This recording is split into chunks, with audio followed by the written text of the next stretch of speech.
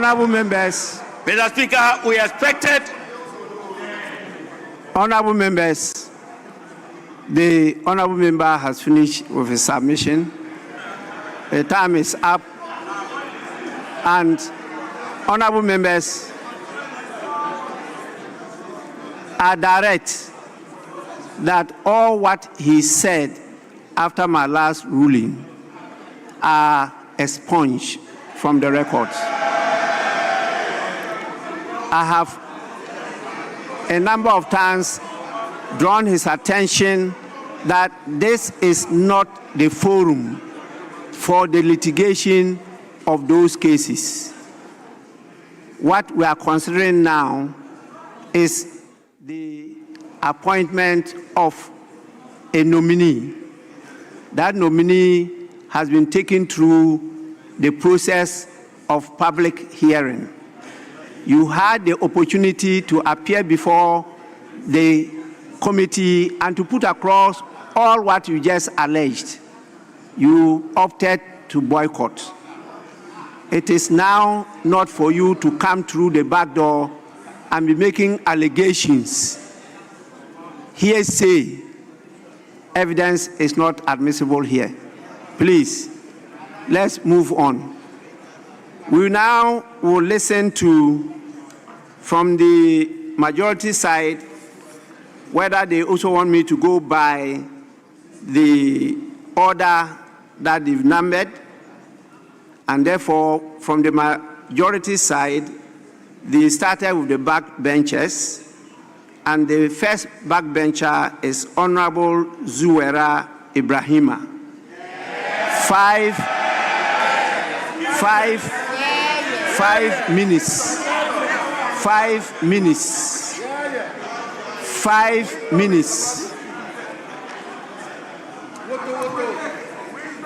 Thank you very much, Right Honorable Speaker, for this opportunity to look at the report of the Appointments Committee with regards to the nomination of the Chief Justice nominee of the Republic of Ghana. Mr. Speaker, I want to make this preliminary statement that I actually had the very rare opportunity and privilege to sit through the entire vetting process on Monday. From beginning to end, Mr. Speaker, I was there. I saw everything that played out. But, Mr. Speaker, we'll leave issues of that day for another time. Today, we are looking at Justice Paul Bafuboni. And, Mr. Speaker, from very humble beginnings, born in Gwaso, in today Ahafo region, Gwaso, his lordship worked his way out and worked higher the ladder of leadership of this country. Mr. Speaker, his background any day is worth celebrating.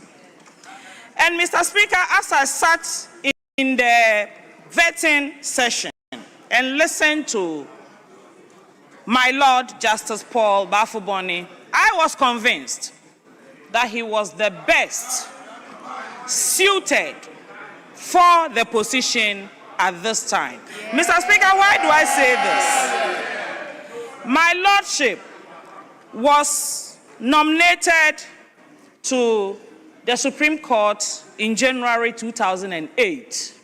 He spent 17 years at the Supreme Court. And Mr. Speaker, even at home, we all have this adage that we say, experience is the best teacher. After 17 years, Justice Paul Bafuboni demonstrated at vetting that this country and the judicial system of this country is going into very safe hands. Yeah. Mr. Speaker, I say this because As a woman, Mr. Speaker, and a champion of women leadership, I want to celebrate all the women Chief Justices that we've had. We had Her Lordship Georgina Wood, who was appointed to the Supreme Court in 2002 and became Chief Justice in 2007. She reigned for 10 years, and we all saw the output of her work. Yes. It was not in question. Yes. Her capabilities were never in question. Mr. Speaker, we saw Her Lordship Sophia Akufu, who had spent 22 years at the Supreme Court before becoming a Chief Justice in 2017. Mr. Speaker, she exited the role with impeccable credentials. Mr. Speaker, again, let me say this to this House, and I want it on record. Again, I had the opportunity to be a member of the vetting committee, appointments committee that vetted Her Ladyship Tokono. Mr. Speaker, I recall I asked one question. I asked my Lordship, what are the attributes of a good Chief Justice? Give me 5 attributes. She gave 1. And she turned and asked me, what did you say again? Mr. Speaker, the Saturday after that vetting, a former member of this House, a learned member of this House, Honorable A.B.F. Husseini, was on Joy Newsfire discussing the vetting of Her Lord. And he said,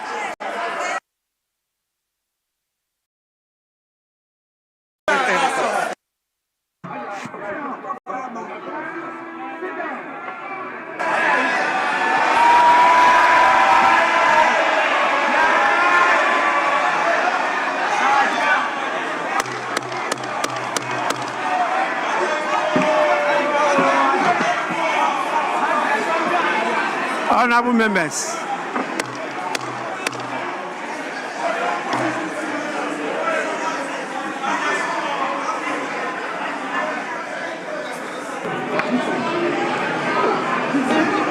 Deputy Minority Leader,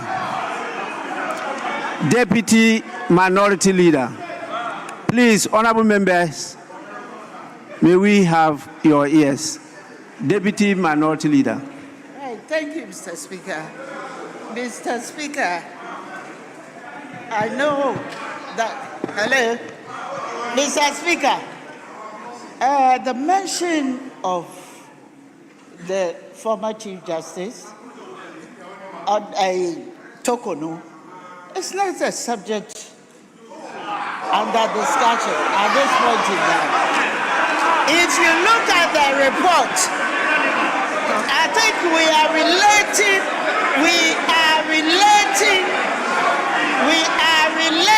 the report that has been submitted before us. He's attacking it. And attacking the personality of Chief Justice is not something that we have to entertain. So I just call for the expansion of that part, attacking the former Chief Justice, to be expunged from the debate. Thank you very much. Honorable, please, honorable members, please. I heard her say that as a woman, she was going to celebrate women that were Chief Justices, and started with Her Lordship Justice Georgina Wood, and said so many things about her. I practiced before her when she was High Court judge. I know her very well. Then she proceeded to Justice Sophia Akufu. She was in practice, private practice, when I was also practicing. So I know her very well. Now she proceeded to Justice Tokunu. She is far behind me, so when I was in flight, she was not available. She was saying what happened. Please, she was.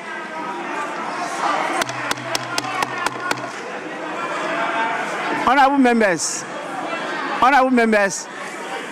please, I have to relate to this before I give my ruling.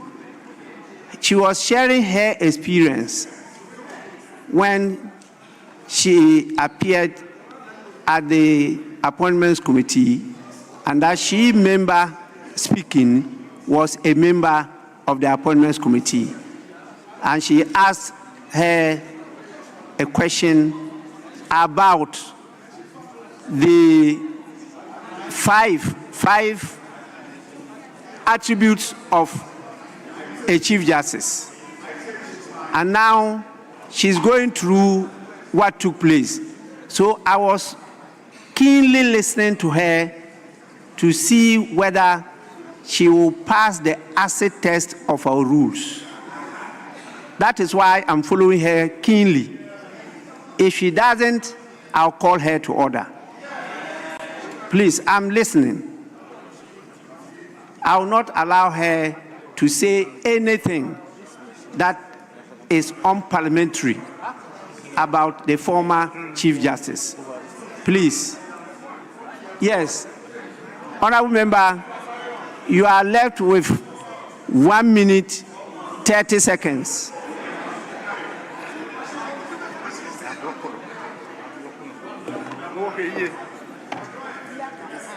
All right. Thank you very much, Right Honorable Speaker. So, Right Honorable Speaker, to pick up from where I left off. So this is the experience with Her Ladyship Gertrude Araba Tokono. To the extent that the former Member of Parliament, Honorable A.B.F. Hussein, had occasion to speak on Joy News File on the Saturday and said that in his opinion, the most important question that was asked that day was the question asked by Honorable Zuwaira Mohammed Ibrahim.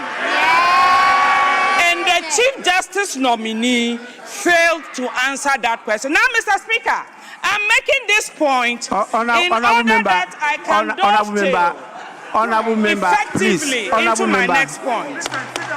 Mr. Speaker. Honorable member. Mr. Please. Speaker.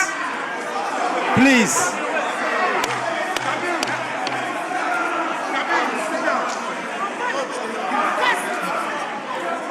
Honorable member, as you rightly stated, that is the opinion of Honorable A.B.A. Husseini. As to the marks you are giving to her answer, it is not for you to be satisfied with her answer. Once you ask the question, even on the floor here, the answers that are given does not necessarily satisfy the people who ask the questions. You cannot use that as the basis to judge her on this particular situation when she is not in question. We are not here discussing the former Chief Justice. No. So if you are going to celebrate them, and let's move on. Please. Yes, Honorable Dominic Nintini. Thank you very much, Mr. Speaker. Mr. Speaker, I'm guided. Difficult. Mr. Speaker, thank you very much. The record has to be expunged. It has Mr. Speaker, that tells us one thing. They are not listening to you because they have known that you called me. Please go on. Mr. Speaker, thank you very much. Mr. Speaker, I want to really thank you. People who are not here to defend themselves, as Mr. Speaker has said, if you want to say adverse things about them, Mr. Speaker, I want to plead, as you have done, you protect them. So I want to say to you that, Mr. Speaker, as you want to say, Mr. Speaker, that I call on you to let them expunge that particular section so that it does not stay in the Hansard. The section, the point she just made in trying to give marks to somebody who is not here, and even she is the subject of all that we are doing, they should expunge it. Because if there's anything, the record is that she has been our Chief Justice before. And she has cases in court. We don't know what will happen. So they should expunge that portion from the Hansard. Honorable member, I'm trying to get which portion, because please, what I said was that she referred to the opinion expressed by ABA Husseini, showing that they were not satisfied with her performance. And I said that is his opinion. So is that why you are saying I should get expunged?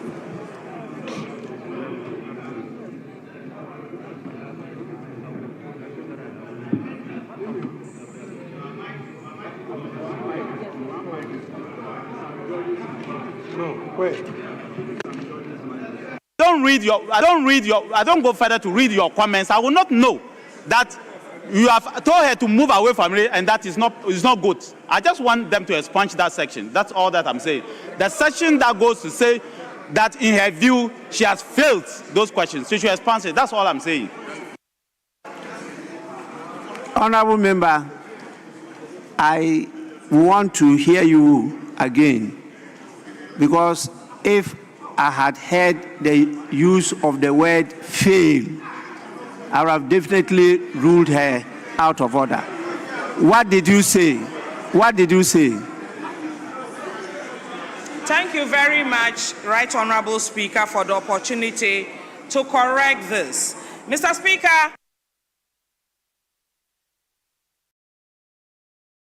I asked a question to the then nominee, asking her to give 5 attributes of a good Chief Justice, and she mentioned 1.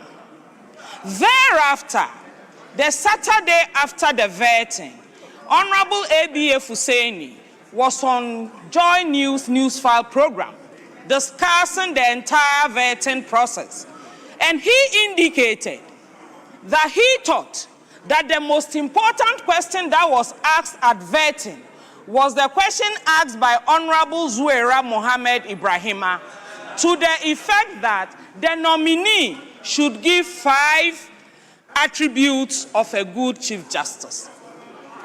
That is what she did not use it, but it's recorded. And so the official reports will go through all this.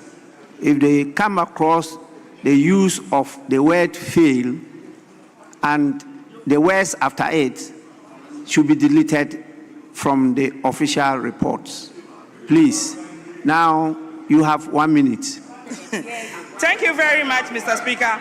Mr. Speaker, in conclusion, and tying it all into my previous statements, Justice Bafo-Boni made very strong statements at vetting.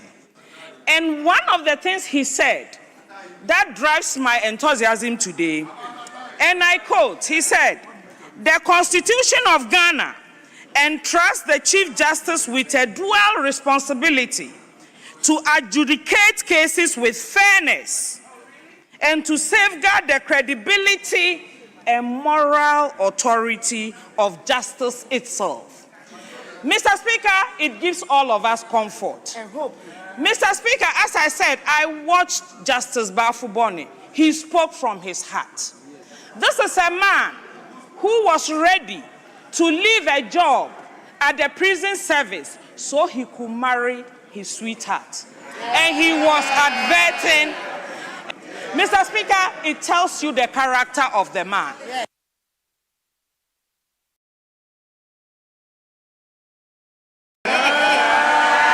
So, Mr. Speaker, may I place on record that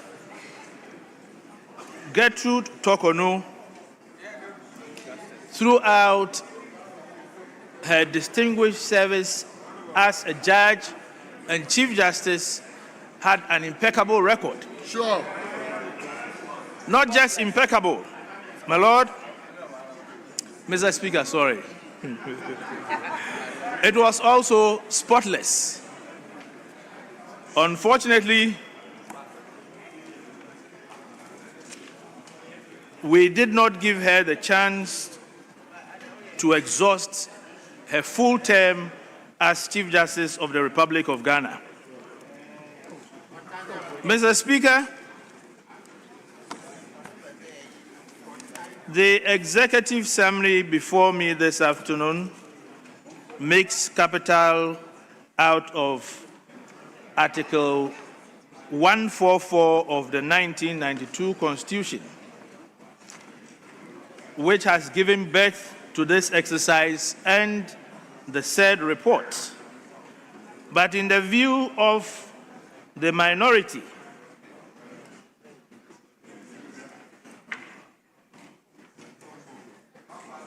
the said article has been invoked prematurely. And I say so based on arguments advanced by my colleagues. That's all.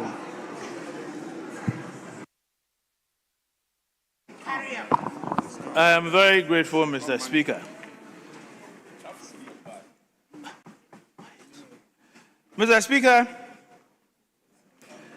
I will dwell on our own rules from our standing orders, particularly Orders 103F, 1231,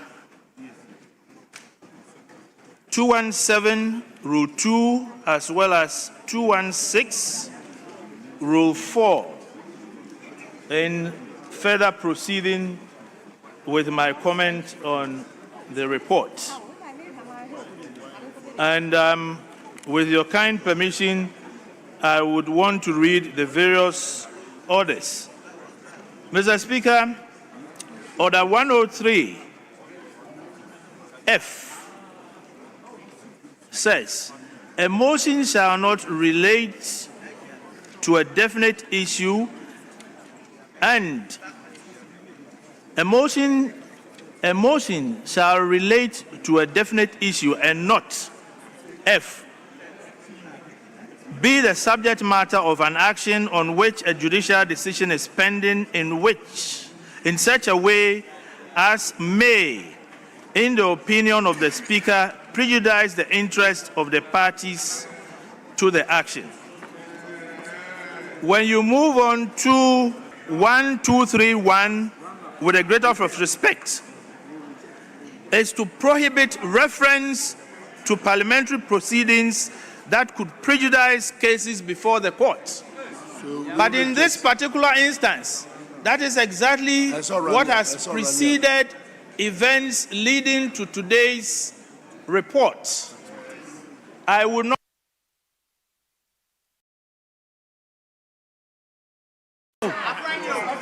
dwell from what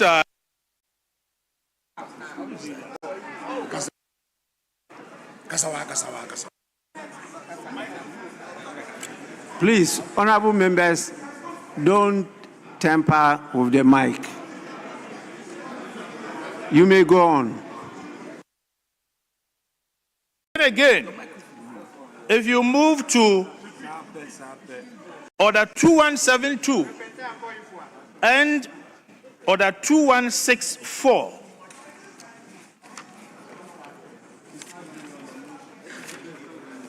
part of our own rules. And Mr. Speaker, again, I seek your permission to read Order 2172, which says the chairperson and ranking member and 2 other members of relevant subject matter standing or select committee shall join the members of the appointment committee to consider persons nominated by the president. 2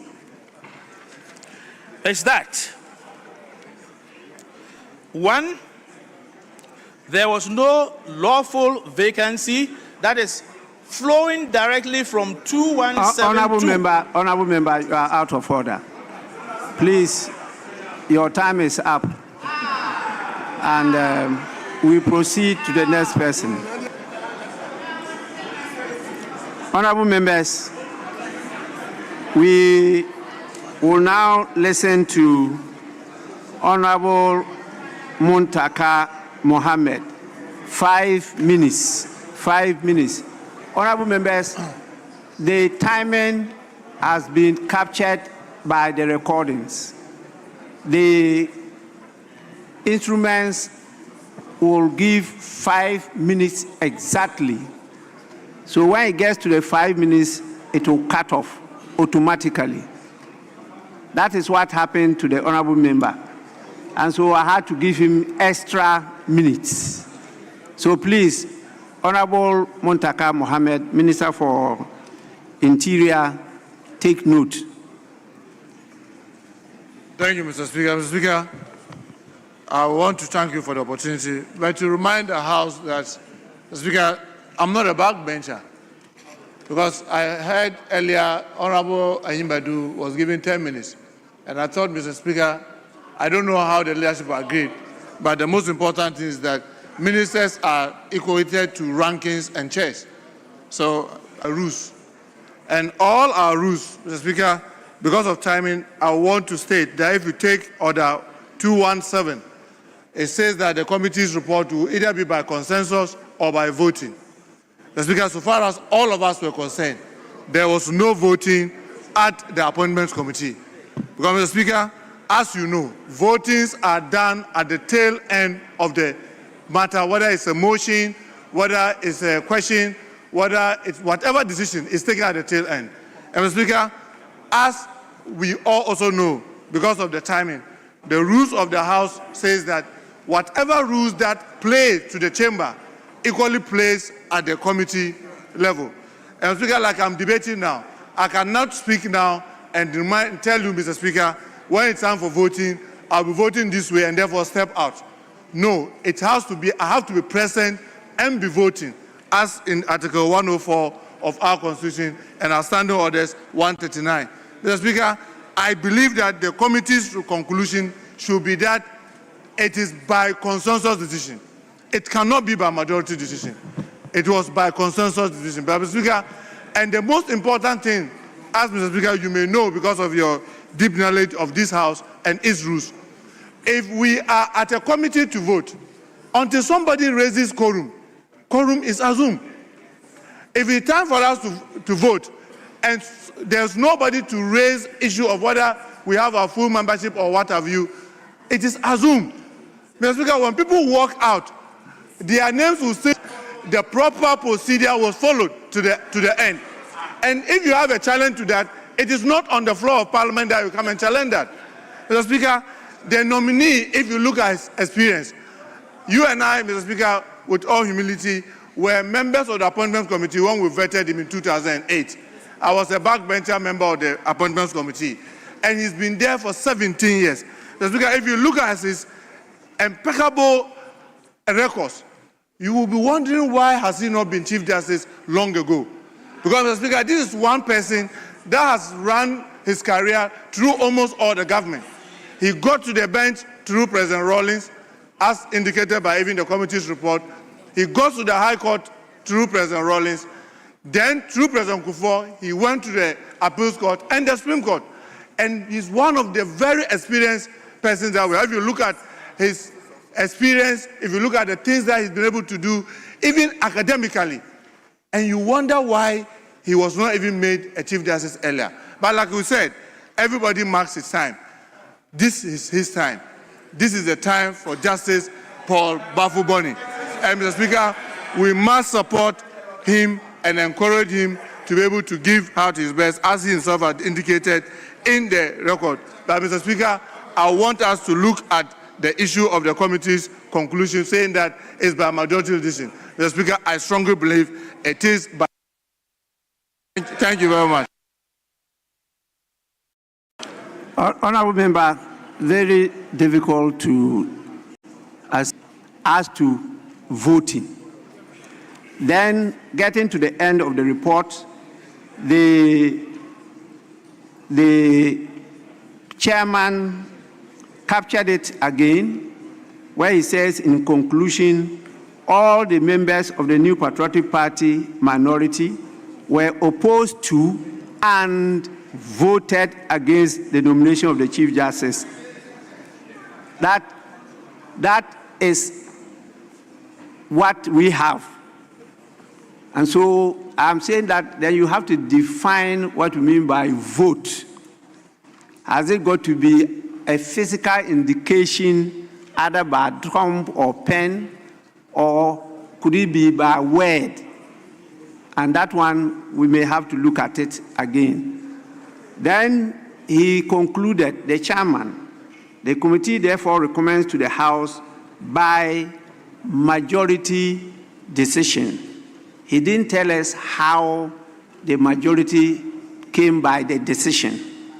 And it could be just the discussion there that they agreed that we support the nomination. That will be a decision, and that will be a way of voting. And so once they took that decision and adopted the report, we cannot question that they haven't been voting at the committee level. That is the challenge I have. And so I'll have... And as far as I can recollect, the next to speak is the Honorable Samir Oku. Speaker, if you may indulge me. That is the least, no, that's the least. Well, that is what I have here. But when your leader was speaking, he mentioned Tampuli before. But what you actually submitted to me, the third name is Sami Awuku, which is 5 minutes. But in his submission, he mentioned Tampuli first. I would respect, not to challenge the leader, but we will respectfully require of you that we go by the list. So we will... So Honorable Sami Awuku, yes, 5 minutes. Thank you, Speaker. Right Honorable Speaker, let me thank you for the opportunity to comment on the Appointment Committee's report on the President's nominee for the office of Chief Justice. Are you contributing to it or you are commenting? I'm contributing to it, Right Honorable Speaker. Because the two are different. The two are different. If you are going to comment, I will take note of that. If you say you are going to contribute, then I take note. Right Honorable Speaker, I'm contributing. You may go on. Mr. Speaker, I listened to the First Deputy Speaker as he eloquently also touted the achievement of the President's nominee, including his diligence and competence.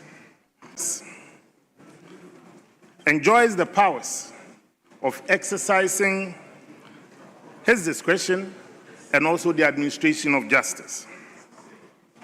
So, Speaker, what may likely create some genuine crisis in the minds of people will be the invitation of Parliament in helping install a new Chief Justice and the court subsequently, if matters before it are resolved and goes the other way. So, Speaker, for the avoidance of doubt, Article 144 mandates the President, and the President's power to also nominate a Chief Justice is not impaired at all, and it's not challenged. The President has exercised that power by nominating Justice Bafo Boni. Parliament's approval function, like all other constitutional powers must also be exercised consistently with other constitutional provisions, Right Honorable Speaker, including the separation of powers, judicial independence, the sub judice rule, and also respect for pending processes. Right Honorable Speaker, Justice Paul Bafo-Boni has less than 2 years to retire. And we respectfully hold the view that this process must also not be rushed. And with all the benefits available to him and the powers available to him as acting Chief Justice,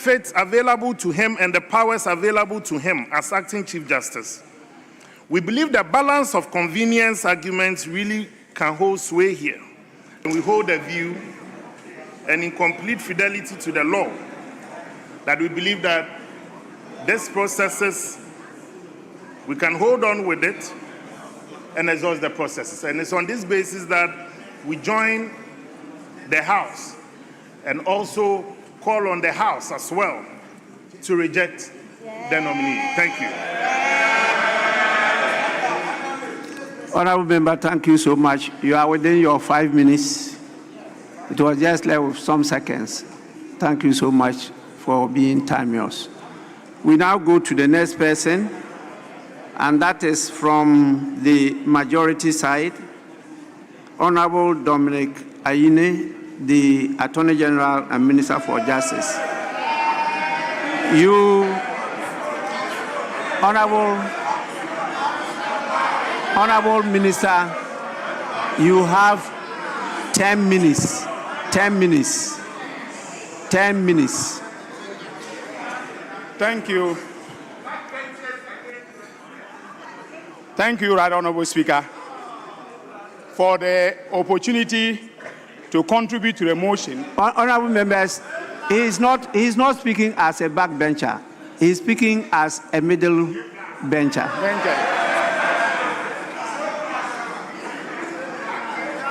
Thank you, Right Honorable Speaker, for the opportunity to contribute. Sorry. Yes, Honorable Habib. Mr. Speaker, wait. Mr. Poku is given 7 minutes. That's what they have done. Please. Mr. Speaker, with respect, in our case, we did indicate that the minority chief whip, that is the ship and the whip, slot was given to Honorable Anyumedu. That was the reason or the basis for his 10 minutes. So if it is the case that one of the leadership from the majority front bench is ceding his position or his allocation to the Attorney General, then they should indicate so. Rather than that, none of the speakers, apart from the leaders, have 10 minutes to speak. So they should put that on the record so that it will not be the case that leadership will also speak and then... I have put that on the record. They don't need to do that. So please, let's move on. You have 10 minutes. Right Honorable Speaker, thank you very much for the opportunity to contribute to the motion for the approval of His Excellency the President's nomination for appointment as Chief Justice of the Republic of Ghana of the Honorable Justice Paul Bafo-Boni. Mr. Speaker, I have a preliminary observation to make. As was rightly pointed out by the Honorable Zuwaira Ibrahima, I also, the Honorable Member for Salaga South, I also sat through the entire vetting process. Simply means courtesy extended towards a person that you respect as a co-equal. Mr. Speaker, on that day... Honorable Member, you have 10 minutes. Yes, Mr. Speaker. Unless you want to tell me... I will speak within the 10 minutes, Honorable Mr. Speaker. Member, unless you want to tell me that the apology are rendered to the judiciary because of the conduct of some members at the Appointments Committee is not sufficient. Unless that's what you want to tell me, I think that you need to move away from where you are now to another issue.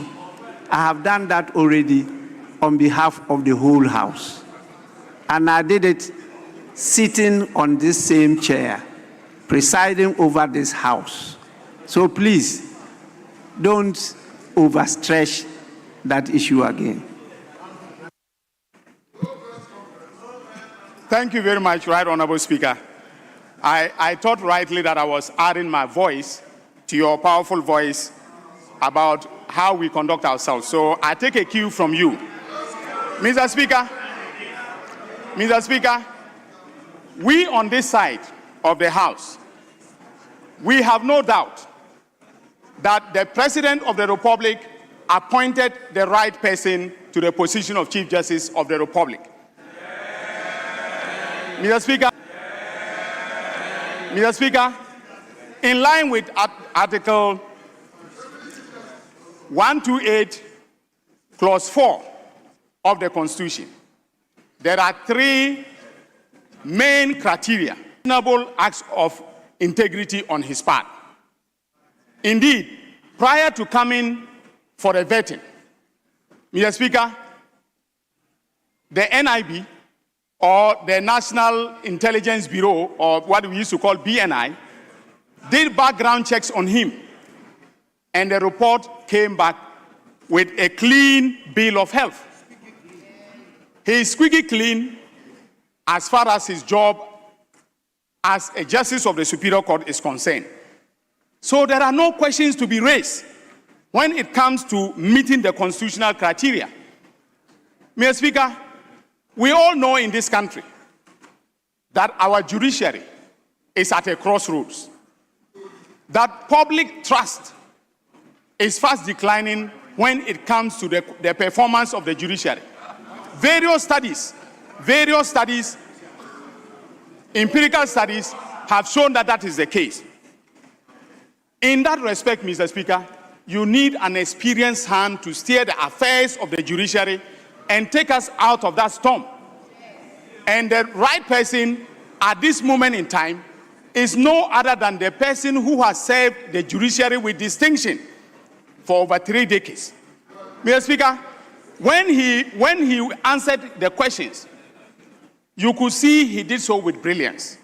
You could see he did so from an experienced standpoint, somebody who knows the judiciary outside out, and he is a person who will steer us out of the troubles that we are now facing in terms of the injustice delivery, and third, accountability at all injustice delivery, and third, accountability at all levels of judicial decision making. This is what we need at this point in time in our history. This is what we need for the judiciary to be independent and to perform and deliver justice to the people of this country. Mr. Speaker, on the issue of pending suits, I am, or let me say my office is, a nominal defendant in all the suits. And I know better, looking at the Constitution and our standing orders, than to comment on pending suits before the courts of justice, whether it is the ECOWAS court or it is our own judiciary. But, Mr. Speaker, I want to assure this House and all Ghanaians, our citizens who are listening to us, that nothing untoward, no untoward conduct has emanated from our office. And the minority, with all the experienced lawyers that they have, including but not limited to the Honorable Minority Leader himself, should know that if the Supreme Court comes out with its decision saying that the process of the removal of the Chief Justice was groundless, in other words, there was no ground, there were no legal grounds for the removal. Mr. Speaker, no, listen to this. If orders are made, the President of the Republic, His Excellency John Dramani Mahama, has no option. In his submissions, to the extent that I feel misquoted, I just want to take the opportunity to correct the fact on record.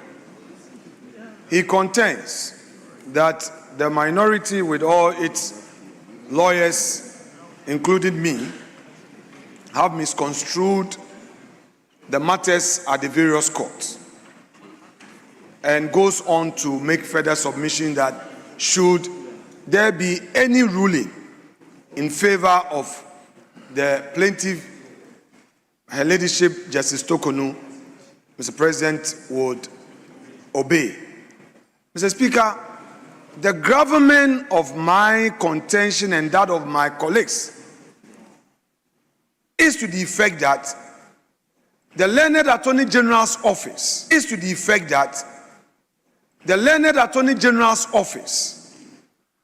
with the time given to file defense in the suit, has failed to do so. That was the argument of bad faith we raised, that in ECOWAS court there's a time, and if we really want to enrich our constitution and enrich democracy, that when a person appears before court, parties to the suit, however nominal, would make their views known. And Mr. Speaker, the Learned Attorney General, by making inference to my submission, again says that he is merely a nominal. But as nominal as he is the only party that connects. You later went to the court to file a process for leave for extension of time, to file your process out of time. Meanwhile, we were receiving a nomination. Meanwhile, Parliament was again bound to hear the nominee. This was the argument we made, and it was not to attack the issue before the court. It was the action of your office, and that is why we raised it. So, Leonard Attorney General, Leader, yes, Mr. Speaker. We have heard you. Very well. Very well. Please, I was compelled to give him time because you referred to it, and it's not a matter, as I directed earlier on, that is of concern to the motion that is before the House. So kindly move away from there and then make your submissions. I've taken note of the interjections, and you have enough time to make your submission. Please, you may go on. Mr. Speaker, thank you very much. There is a point of correction, and because we are a House of record, Mr. Speaker, I think it is very, very important. The Honorable Minority Leader himself knows very well that the rules of conduct by CI 47, the High Court Civil Procedure Rules, accords lawyers the opportunity to apply for extension to file their processes out of time.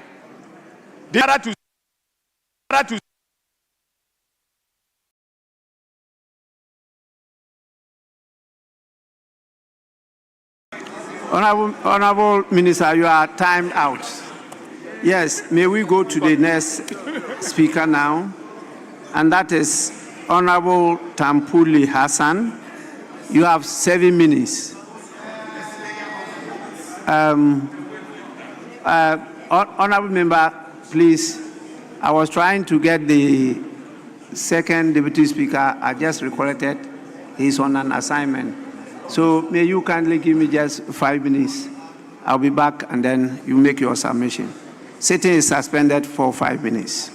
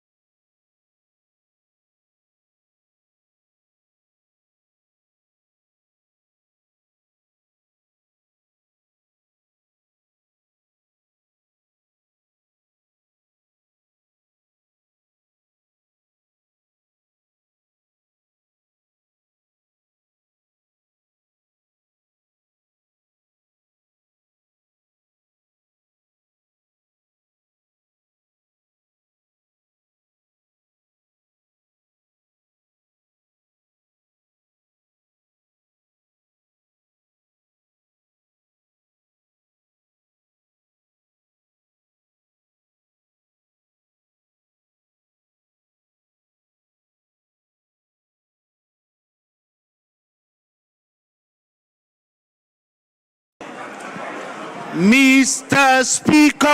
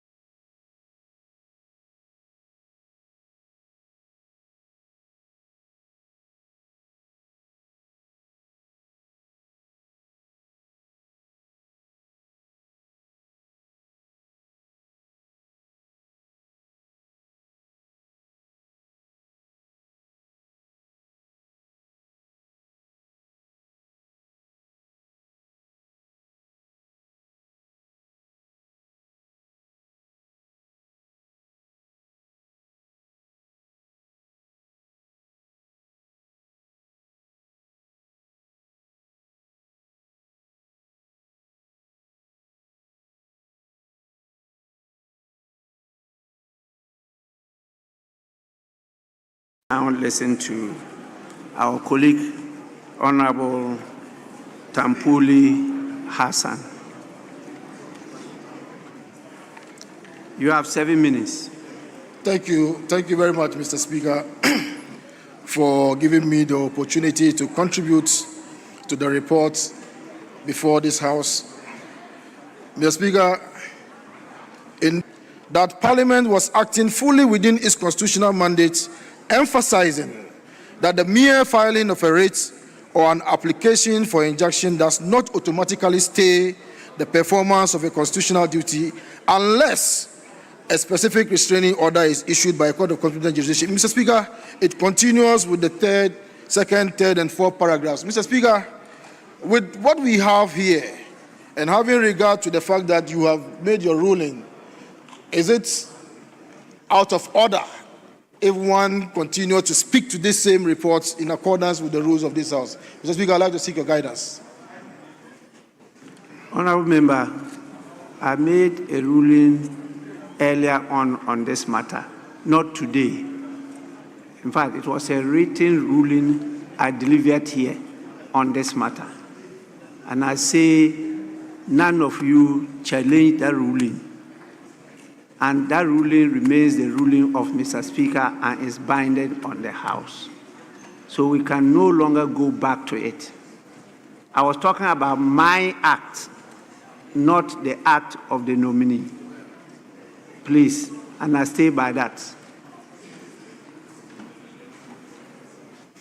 Thank you, Mr. Speaker. I'll be guided accordingly.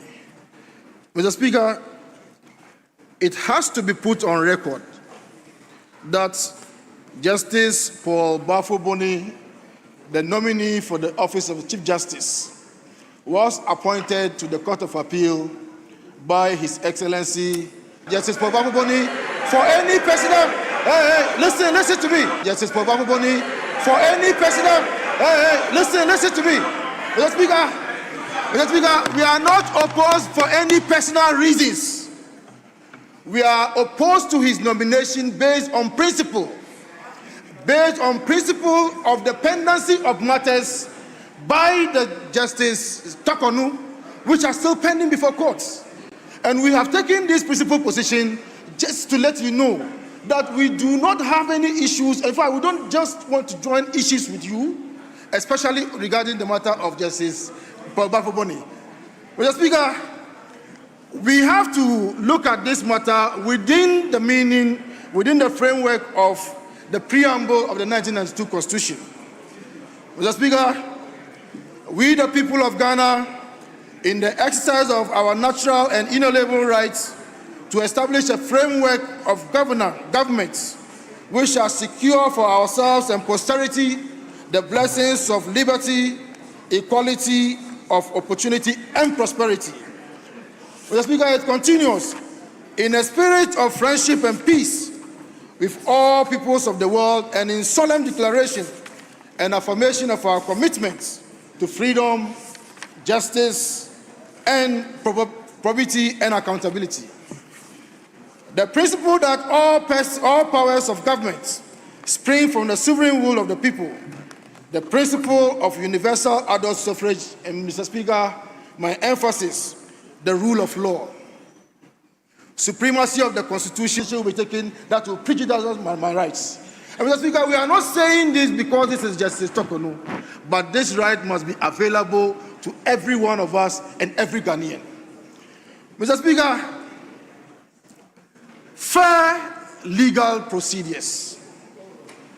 Mr. Speaker, if I take a matter to court, I have every right to complete the matter before I'm told that my issue is foreclosed. Mr. Speaker, if matters are pending before courts and you leave the office, Mr. Speaker, Article 1446 provides situations where a justice of the Superior Court, including the Chief Justice, may lose office.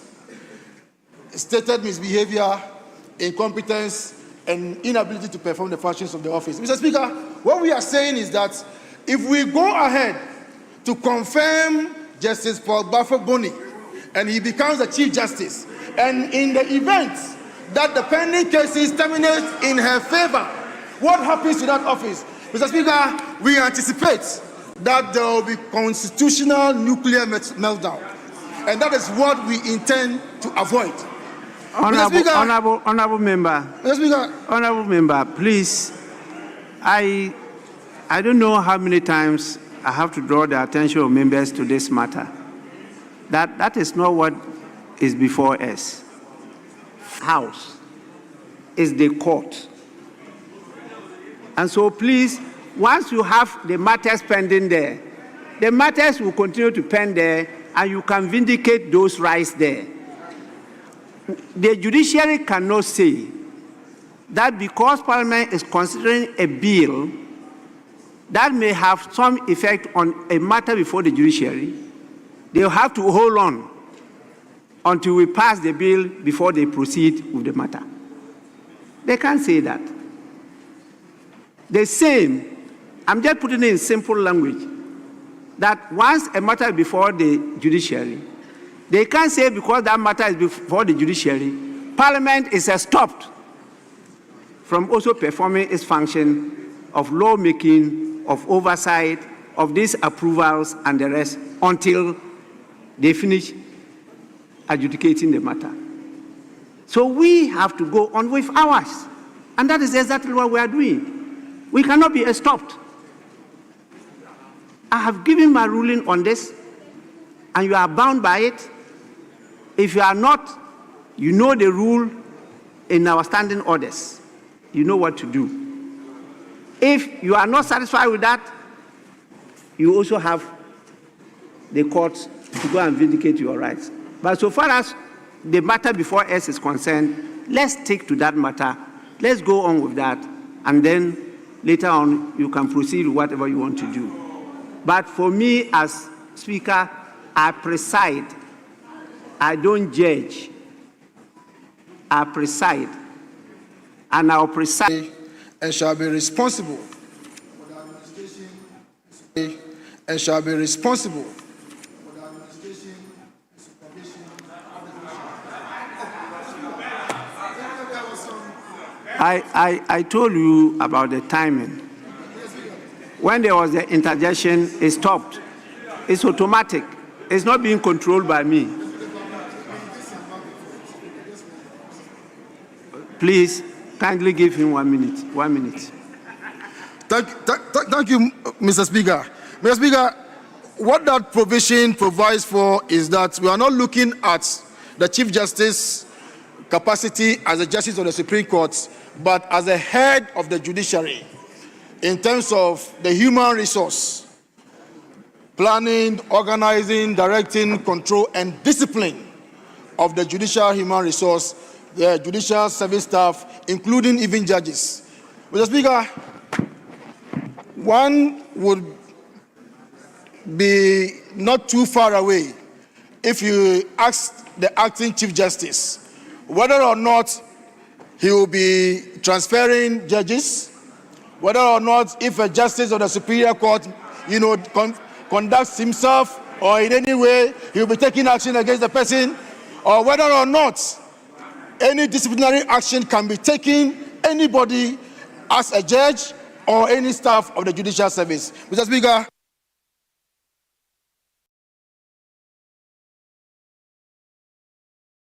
1 minute is over again. So, Honorable, you have 7 minutes. Thank you very much, Mr. Speaker, for the opportunity to contribute to the motion before this House.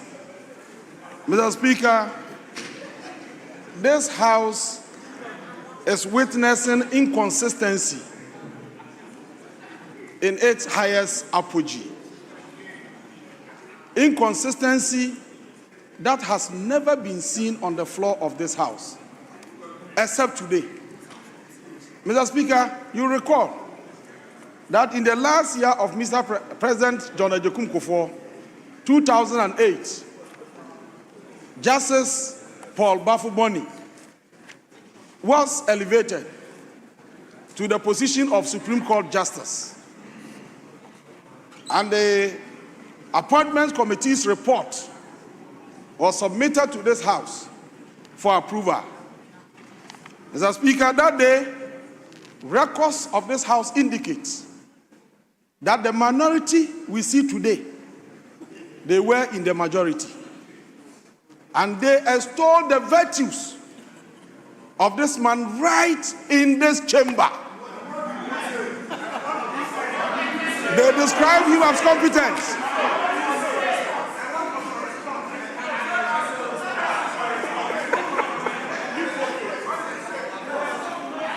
They describe him as competent, a man who has served this nation with dignity. That between 2003 and 2006, Justice Paul Bafuboni was appointed to the Fast-Track High Court.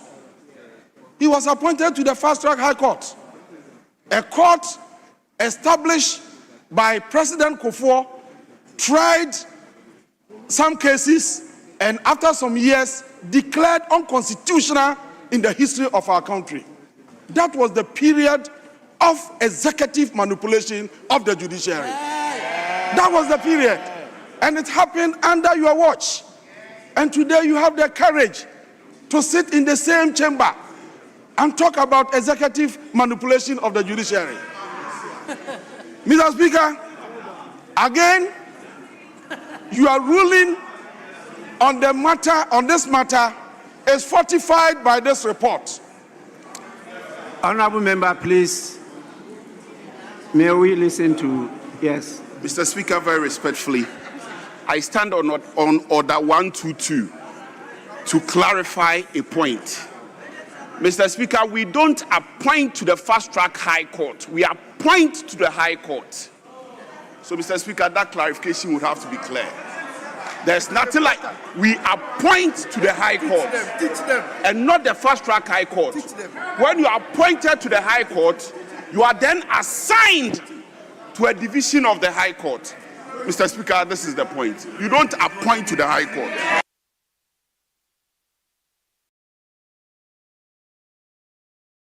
Speaker,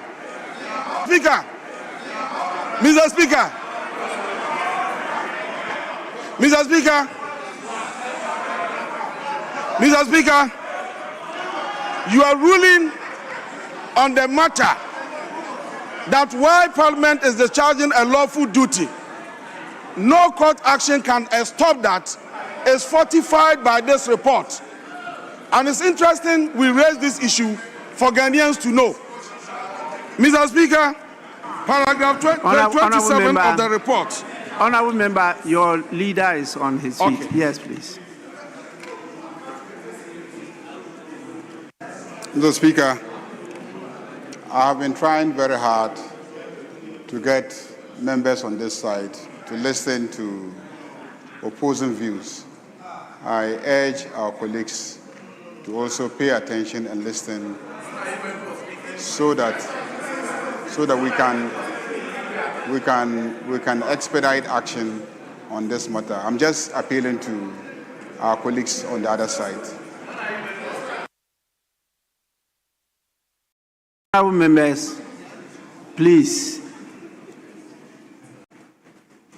We need to listen to each other.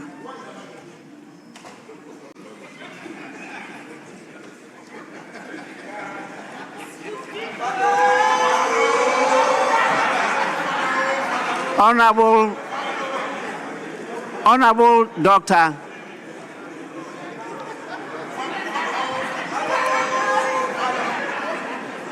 he represented Parliament at our march against the judiciary. That is the state of affairs. That is the state of affairs. The process that he went through, I was minority leader. Concerns were expressed, but this was not a matter that came before the House for his approval or otherwise. Not at all. Please, let's go on. Thank you very much, Mr. Speaker. Mr. Speaker, I was saying that reading page 27 of the report, under point 6.18, propriety of proceeding with the vetting process. Your committee has reported, and indeed they have cited 2 major cases, one involving a member of this House, Honorable Vincent Asamoah versus Attorney General. And the report reads, to substantiate his position, the nominee cited relevant legal precedents, including Dufour versus Bank of Ghana and Vincent Asafua versus Attorney General, both of which affirm the principle that the existence of a legal challenge does not suspend constitutional processes in the absence of an explicit court injunction. Mr. Speaker, these 2 cases related to this position, and the people of our region are solidly behind him. And so we urge our colleagues on the other side that you cannot oppose everything on this earth. You were here defending some few days ago. Now you are transmoging.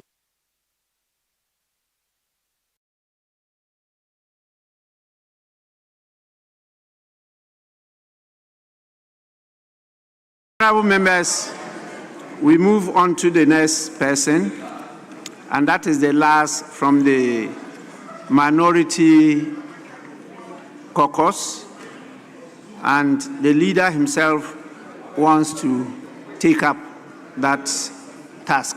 So I call on Osahene Afenyo-Markin.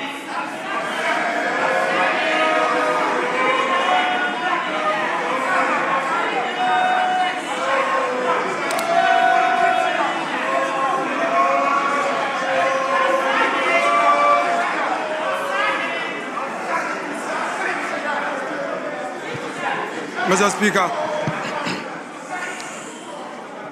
thank you for the opportunity to add my voice to this debate on the floor.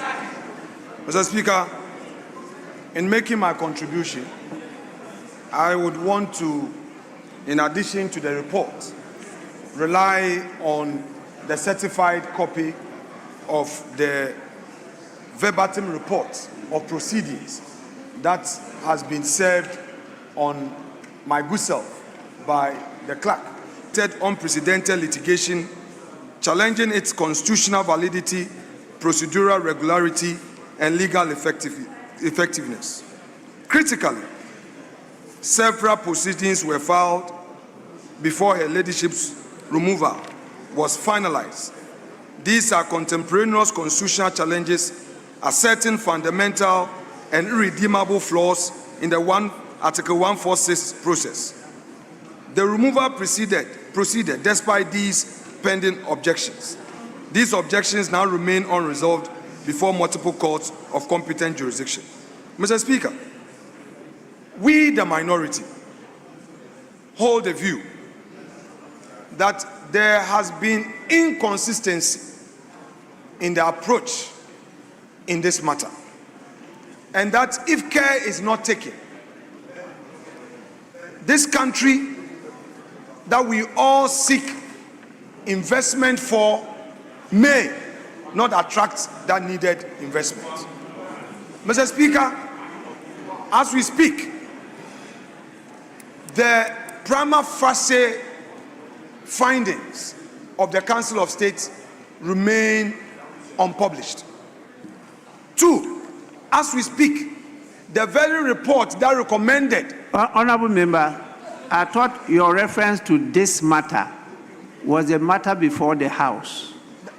Yes, Mr. Speaker. But what you are talking about... The fact that the prima facie determination is not in the public space is of concern to us. 2, the fact that the recommendation, the report that gave rise for the final decision of His Excellency the President is also not in the public domain is of concern to us. Mr. Speaker, we contend that for the purposes of transparent democracy, the era where the citizens require information, it should have been an instinctive, inherent decision to have released a report. Because, Mr. Speaker, we hold a view that this was no less a matter because it was dealing with an organ of government, of state, the judiciary. That is our contention. Mr. Speaker. Honorable Member, as I said, you are complaining about acts of another arm of government. Mr. Speaker, I hope my time is being stopped. Not Parliament. Not Parliament. No. And those matters are not before Parliament. And so I have consistently guided you and your colleagues to deal with the matter before Parliament. Continue with the others at the proper forum, not the floor of Parliament. Mr. Speaker,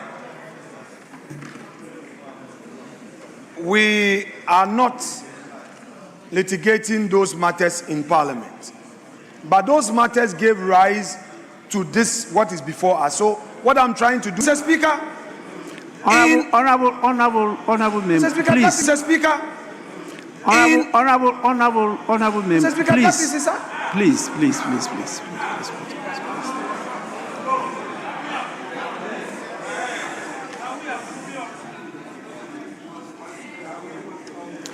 I don't want us to go beyond what is before us, because many of the things that you say, because many of you were not born early, you don't know, you don't have the information.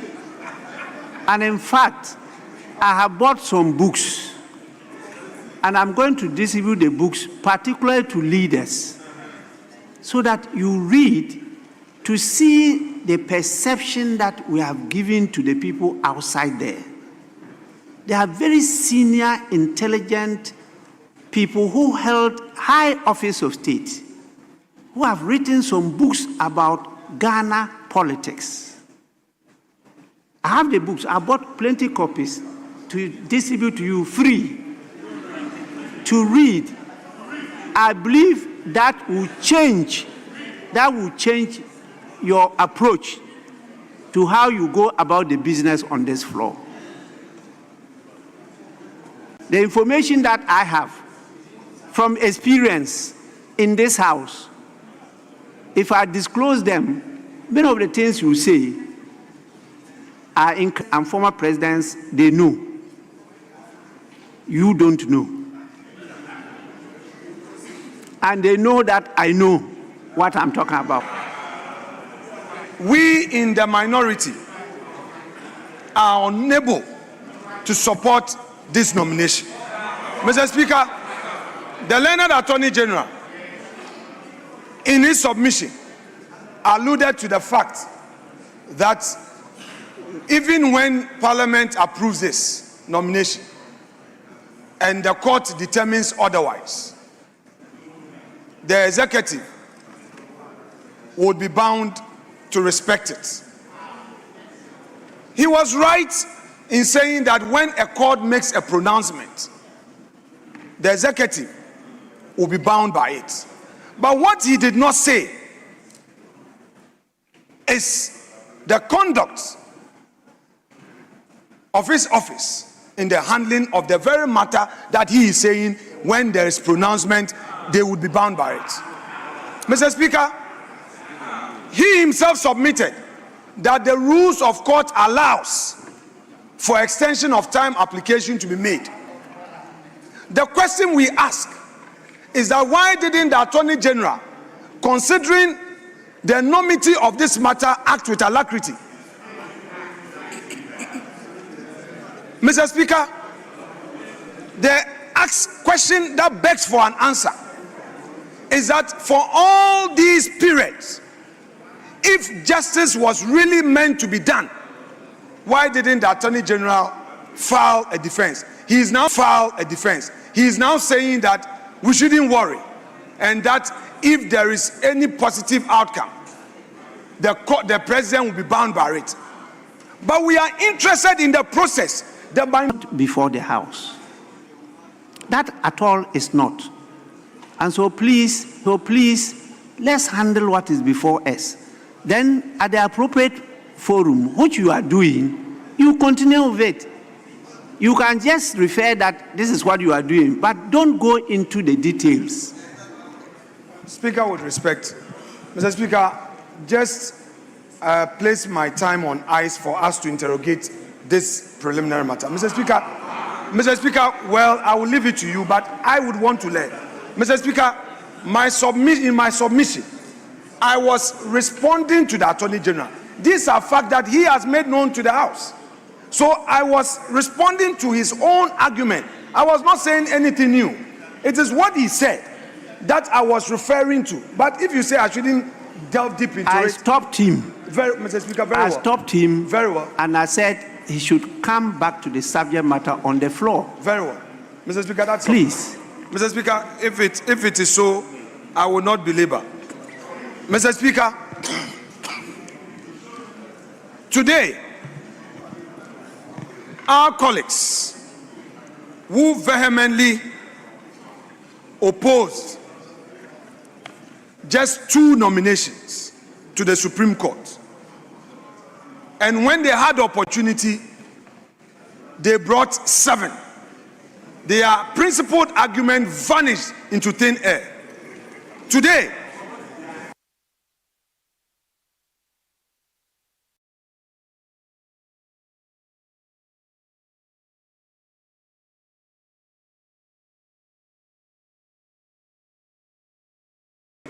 that we are witnessing in this House is for posterity.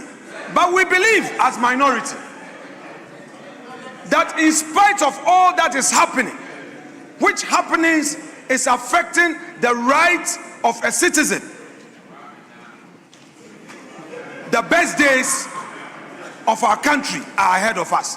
Mr. Speaker, we would not belabor.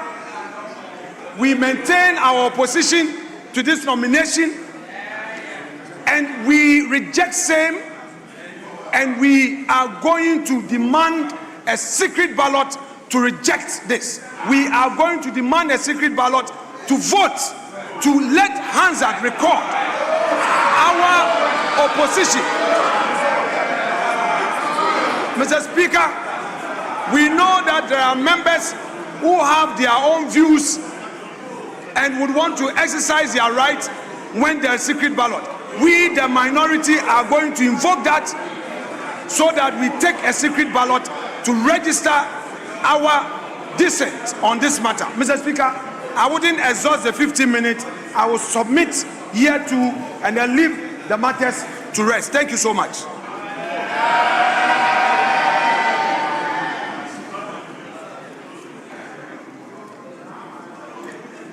Honorable members, the last person to have a say on this matter is the majority leader. The minority leader actually used less than 15 minutes. In 2012, we had a national election for the presidency and for parliament. The election results were disputed. President Akufo-Addo was declared winner. John Dramani Mahama and the NDC petitioned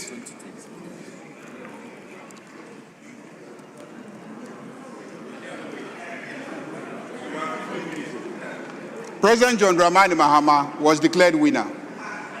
Akufo-Addo petitioned the courts.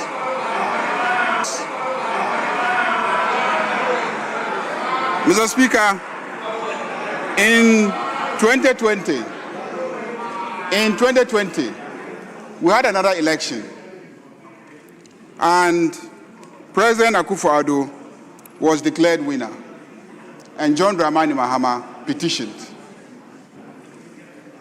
The cases traveled before the Supreme Court, and finally, the Supreme Court made a pronouncement.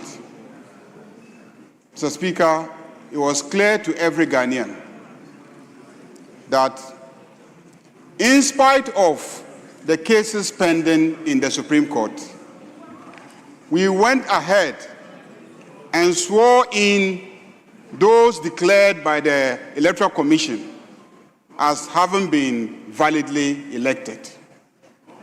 But the case went on, and in the case of the petition against John Dramani Mahama, we now will take over.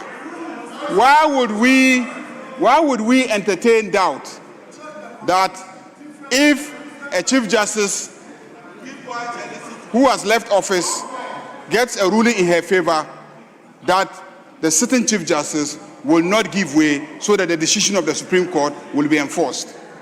So the answer is simple. We have to proceed. And when the decisions of the courts come, and the implications are that what has happened should be reversed, the Chief Justice nominee said he is ready to give way, and whoever the courts declare in favor of will come and occupy the post of Chief Justice. So there's no problem. Mr. Speaker, the second issue about the listing of cases was put to the nominee, and the nominee explained that he, as acting Chief Justice, is not responsible for listing cases. So if the minority's position was that some cases hadn't been listed, then that is a matter for the registry, because as an acting Chief Justice, the Chief Justice normally empanels the court when the registrar indicates that all the processes had been concluded, and then we had reached a stage where we would need to empanel a court. So he wasn't responsible for cases not listed. Mr. Speaker, I think that a lot has been said already about the nominee, and I will not belabor the under the NDC became president.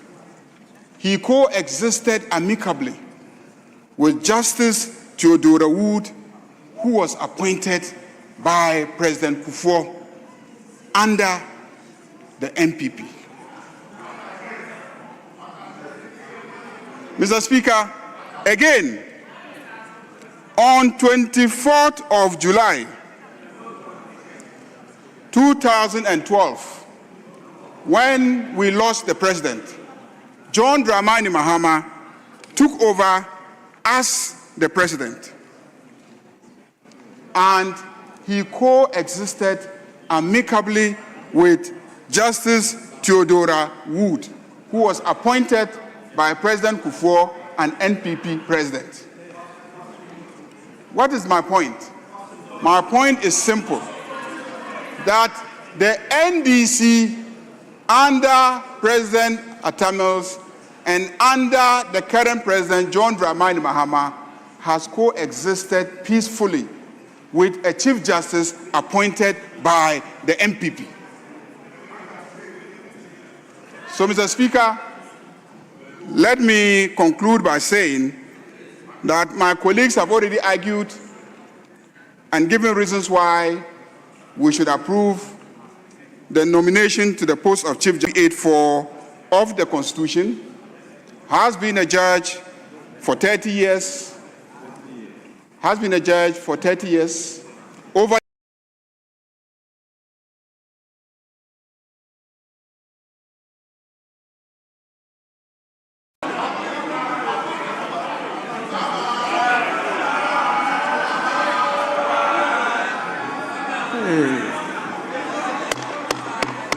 Honorable members, at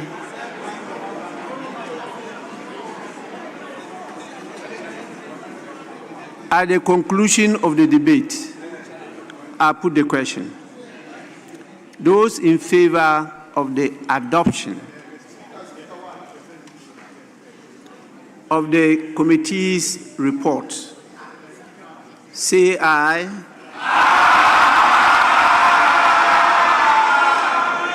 Those against, say no.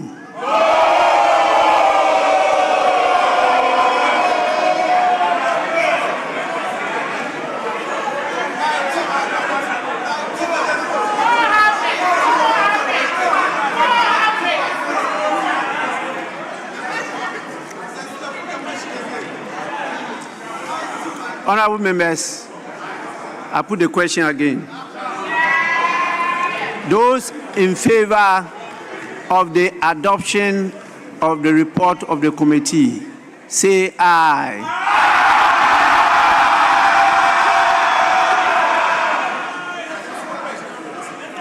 Those against, say no.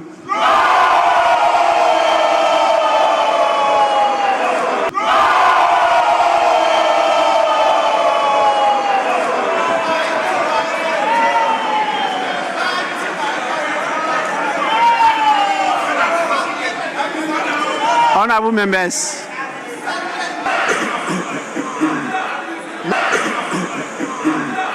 Mr. Speaker, I rise under Order 1513. Mr. Speaker, with your leave, I read Order 1513. A member may challenge the decision of the Speaker on a voice vote, and the Speaker shall determine whether to call for a head count or electronic vote. Mr. Speaker, I invite you for us to do a head count on this, since our electronic vote is not working. Speaker, head count. Honorable members, there's a challenge to my decision on the voice vote, and there's a call for us to take a head count. Yes, Majority Leader.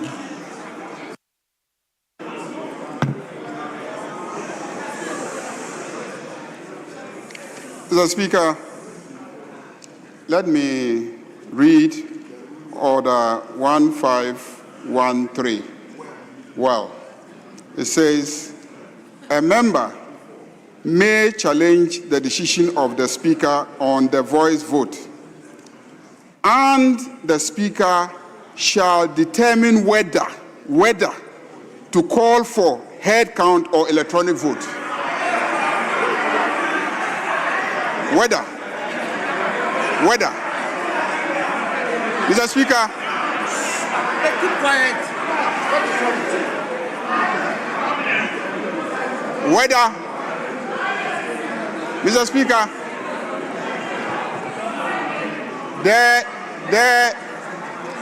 There is no, and Mr. Speaker knows that the NPP micro minority have already indicated they are voting against.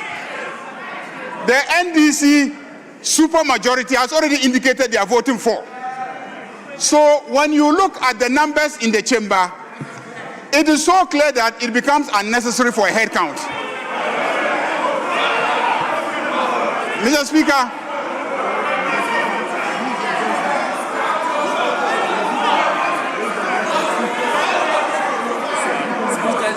so, Mr. Speaker, we have confidence in you and your understanding of the rules.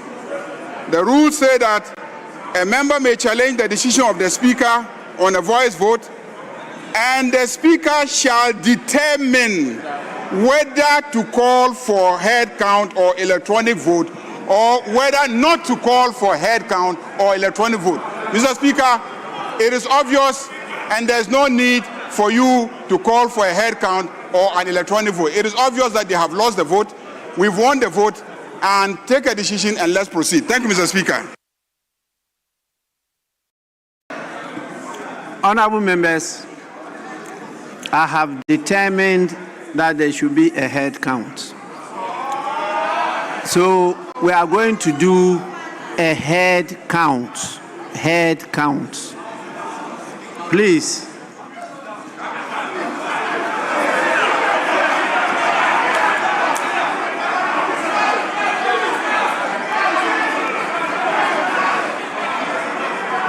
I want to draw your attention to the Constitution in Article 111. Mr. Speaker, Mr. Speaker.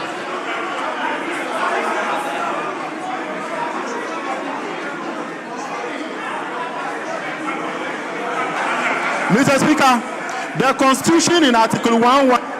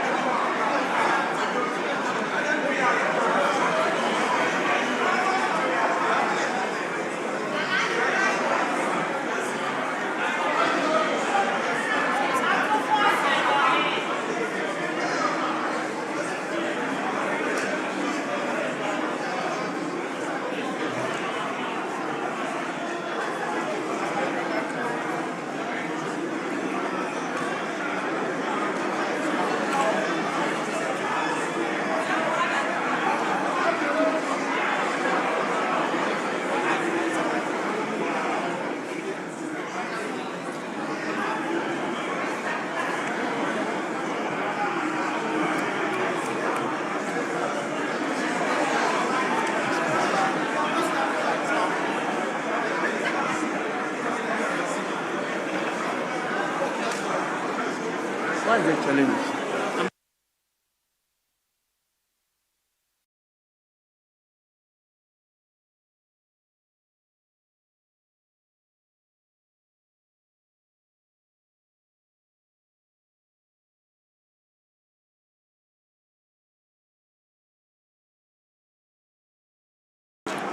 Please, honorable members, be at your seats. Members are moving around and they are having a challenge in counting you.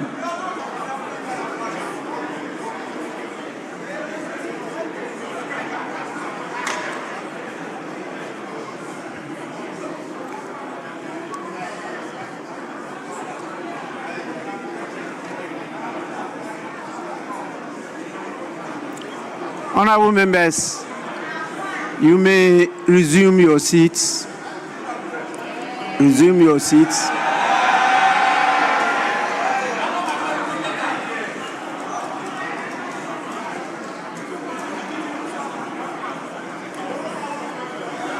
Honorable members, those against the motion rise to be counted.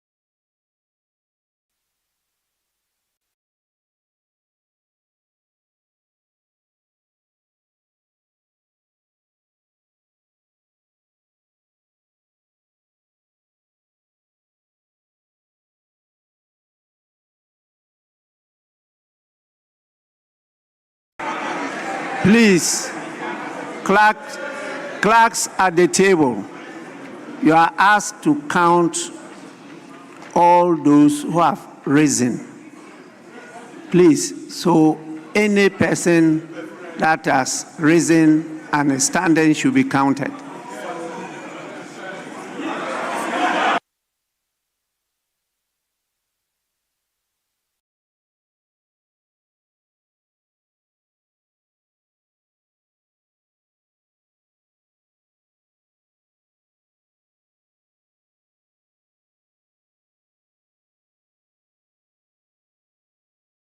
Members, you may now resume your seats.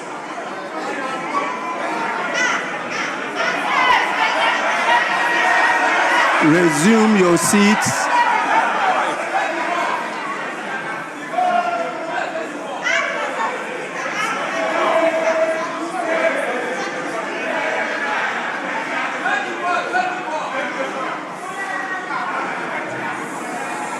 Honorable members,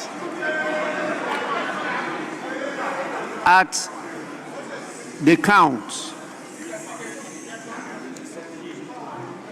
the ayes have 163. Order 1526. Mr. Speaker, 6. Mr. Speaker, for the avoidance of doubt, I count. I read. Order 1526 states that where a member rises to challenge the results of the head count, the Speaker shall call for division.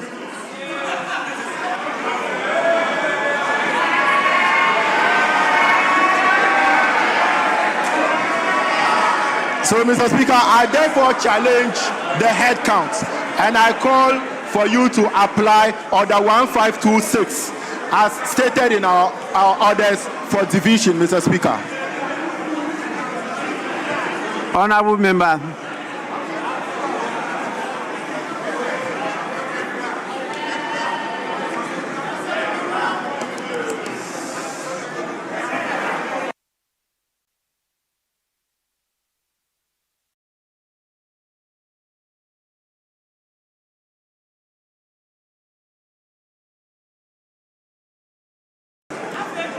Majority Leader.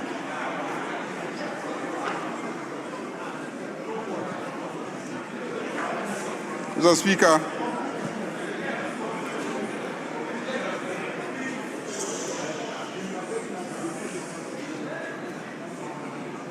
Mr. Speaker,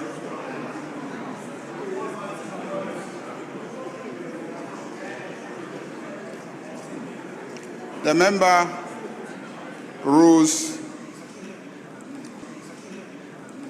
and quoted Order 1526, and I just heard him read where a member the result of the head count. So, Mr. Speaker, let him come properly. I did not hear him, but Mr. Speaker can give a ruling if you heard him challenge the result of the head count. I did not hear him.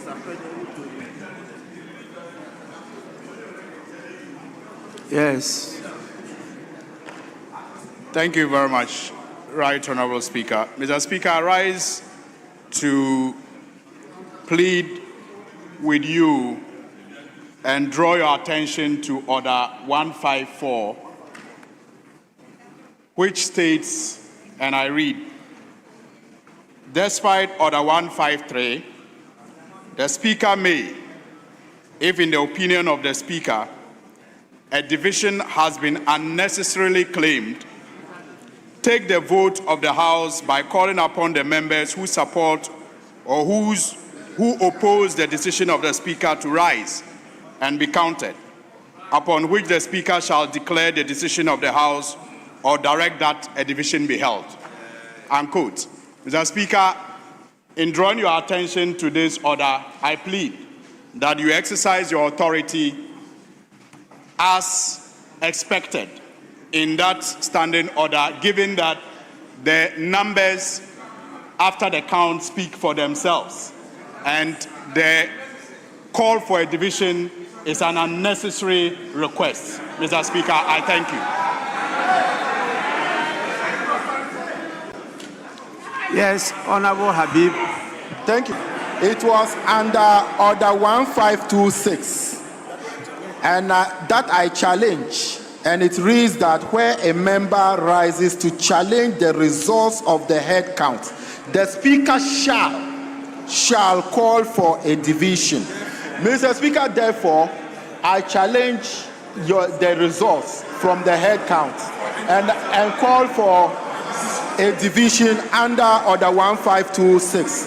Mr.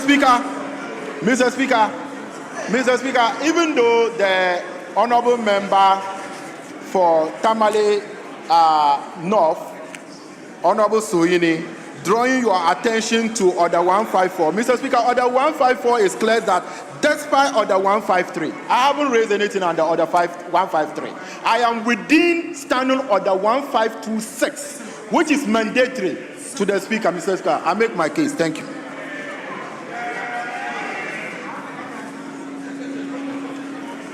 Honourable Member, I'm still waiting to hear your challenge. Mr. Speaker, it's not sufficient to say a challenge. Mr. Speaker, Mr. Speaker, to make my earlier on, I tried to draw your attention. Mr. Speaker, I made this challenge because number one, Mr. Speaker, I did not believe that the number as presented to you from those who voted for the yes or the ayes were up to the number presented to you. Mr.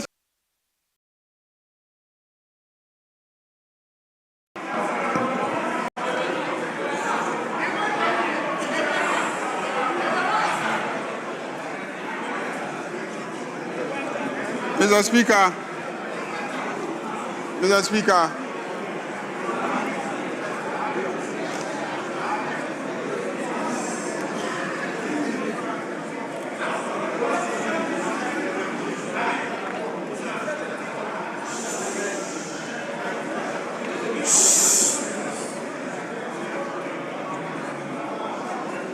Mr. Speaker, Order 153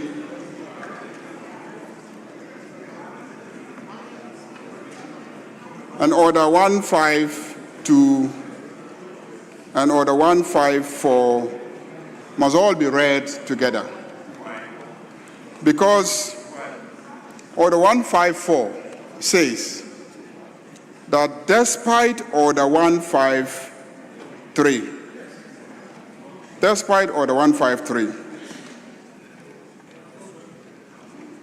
the Speaker, if in the opinion of the Speaker, the Speaker may, if in the opinion of the Speaker, a division has been unnecessarily claimed, a decision has been unnecessarily claimed, take or who oppose the decision of the Speaker to rise and be majority or independent caucuses to appoint 2 tellers each to observe the division process.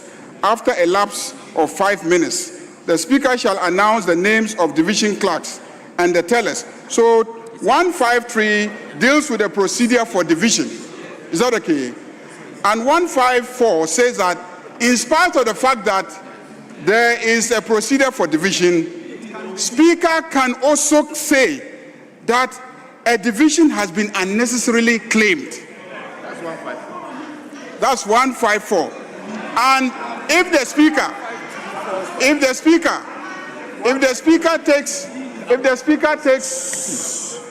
Speaker takes a position that a division has been unnecessarily claimed, the procedure is that he would ask one side only to rise up and be counted. Just one side. He can say that because you are not many and you are just 69, it is easier to count you. So you should rise up and then he will count you. When he counts you, he can direct and declare the decision of the House. That is what 154 says. That's what 154 says. So I therefore call on Mr. Speaker to rule that a division has been unnecessarily claimed. And on the basis of a ruling that a division has been unnecessarily claimed, to proceed to count one side and then declare the decision of the House. Thank you, Mr. Speaker.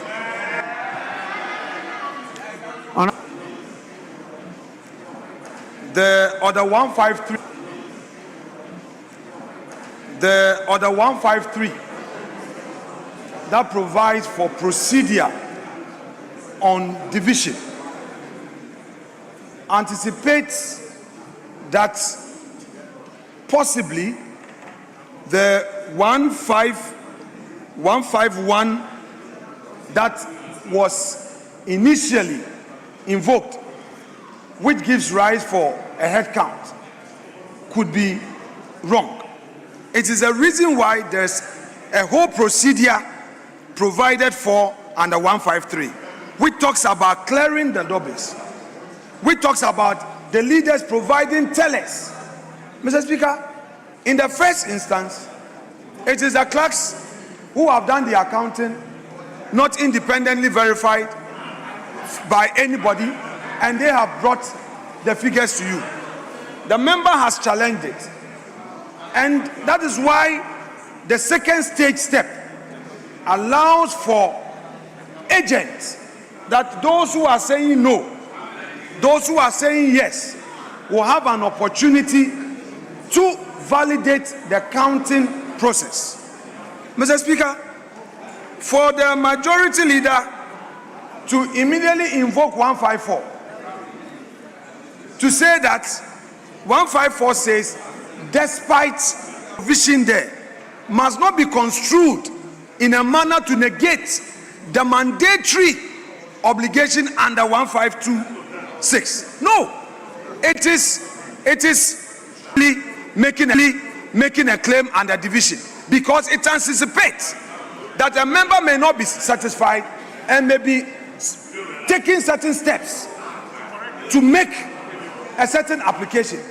If they don't move away to refer to 152. Mr. Speaker, that is not in the contemplation of this regulation. If the intendment of Parliament was to the effect that Mr. Speaker can invoke 154 to, as it were, negate the effect of 1526, Mr. Speaker, the Parliament would have said so. It did not say that despite Order 1526, Mr. Speaker, in his opinion, may consider a division unnecessarily claimed. No. 154 does not make reference at all to 1526. Mr. Speaker, that provision does not make reference to it at all. If the lawmakers had intended the 154 to have effect on 1526, it would have said so in clear language. Mr. Speaker, what has not been written or said is not meant to be added to the whole lot for interpretation. What 154 contemplates is the 153. That is why it mentions 153 without more. Nobody should attempt to lead, Mr. Speaker, astray. There is a huge why the super majority is afraid. What are you afraid of? What are you afraid of? If you have your numbers and you believe in your numbers, let's go into division. If you believe in your numbers, let's go into division. Honorable Minority Leader. Honorable Minority Leader, you have made your point. The Honorable Habib mentioned a particular member. I just want to know whether the member was present when the head count was being taken. Please, I want to know from the member, please, it's not from any of you, is a member present? Please, I want to hear from the member.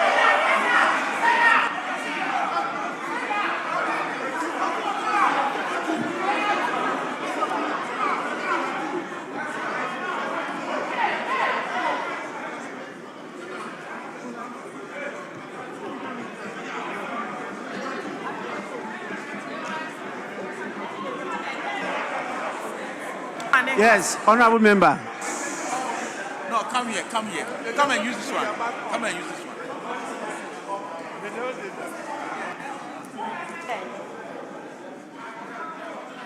Honorable member, yes.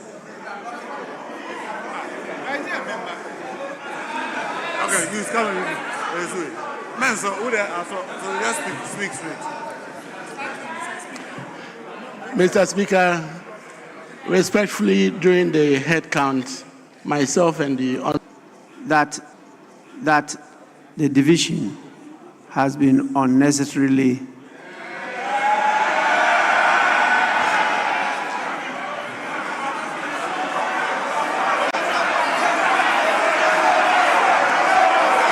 honorable member.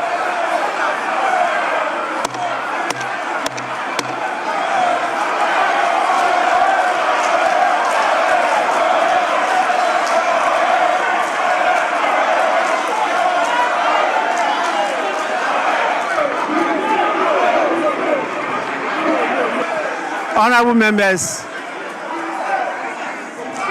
the division has been unnecessarily claimed. Honorable members, please resume your seats.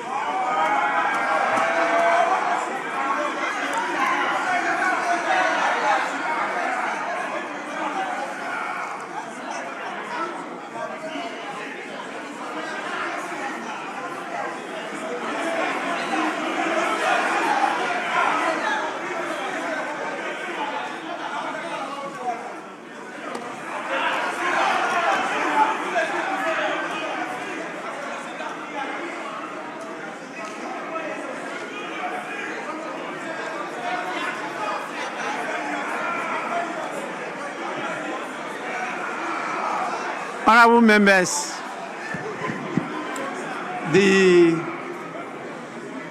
motion has accordingly been. I want to take this opportunity to, on behalf of the House, congratulate the nominee on his approval by Parliament.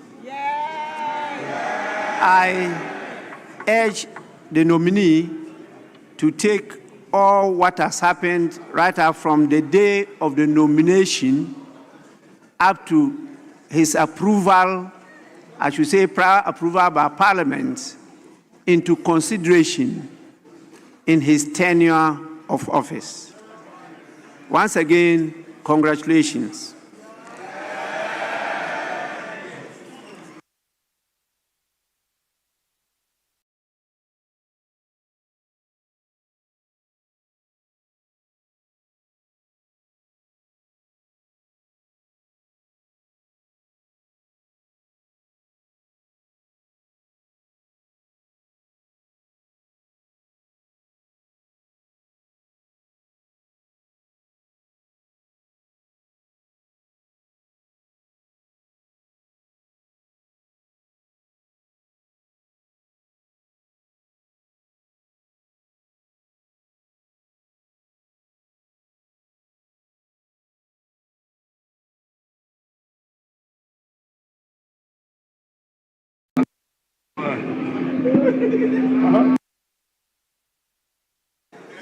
Yes, please, First Deputy Speaker. Right Honorable Speaker, thank you very much for giving me the opportunity. I rise to thank the committee sincerely, particularly those who have a statement. It is actually what we call corrigentum. On 10th November 2025, I had the pleasure and honor of receiving a delegation from the Queen Mother's Foundation, led by their president, the Queen Mother of Kayira in the Ofinsu traditional area, Nana Ama Sewa Bonsu. Their well-intentioned visit afforded us the opportunity of discussing some proposed constitutional amendments, ways of empowering chiefs and queen mothers to protect the environment, stop illegal mining, and facilitate development. However, in communicating their visit to Parliament, I inadvertently referred to Nana Ama Sewa Bonsu as the president of the Queen Mothers Association and Queen Mother of Ofinsu. I wish to apologize to the Ofinsu Traditional Council and the Queen Mothers Association of Ghana for the regrettable error. Let me reiterate that Nana Ama Sewa Bonsu is the president of the Queen Mothers Foundation and not president of the Queen Mother in governance and in making them the fulcrum of development in the country, particularly in their jurisdictions. With all humility, I say Kafra Kuse to our revered kings and chiefs, queens and queen mothers of the Ofinsu traditional area. I thank you for your listenership. Honorable members, we will take one item and then take a short suspension before we come to the main item of today. On the order paper, we have this bill that we have been working on for some time now, and it is as item 13 on the order paper, the Ghana Scholarships Authority Bill 2025 is now got to the third reading. I have not received any request for us to be taken to a second consideration stage. So I want us to take it now before we go on the suspension. Yes, Honorable Habib. Thank you, Mr. Speaker. Mr. Speaker, just to remind you that we had agreed that motion 15 on page 4 of today's order paper be taken. Mr. Speaker, I understand that. Yes. Mr. Speaker, if you could permit me to move the motion.